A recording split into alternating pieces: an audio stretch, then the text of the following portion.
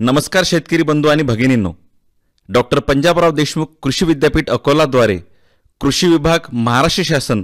तथा इतर संलग्नित संस्थांचे संयुक्त सहभागातून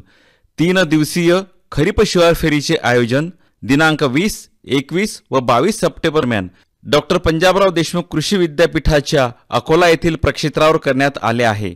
या निमित्ताने विद्यापीठाचे संपूर्ण संशोधन प्रक्षेत्र 3ही दिवस प्रत्यक्ष अवलोकनासाठी खुले राहणार असून पीकनिहाय, तंत्रज्ञाननिहाय संशोधक शास्त्रज्ञांकडून माहिती तर मिळणारच आहे, सोबतच शेतकरी शास्त्रज्ञ सुसंवादाचे देखील आयोजन करण्यात आले आहे। यंदाच्या शिवार फेरीत आपणाला तेलबिया पिके, नगदी पिके, डाळवर्गीय पिके, तृणधान्य पिके, फळ पिके, भाजीपाला पिके, शोभिवंत फुल पिके, सेंद्रिय शेतीचे विविध पैलू,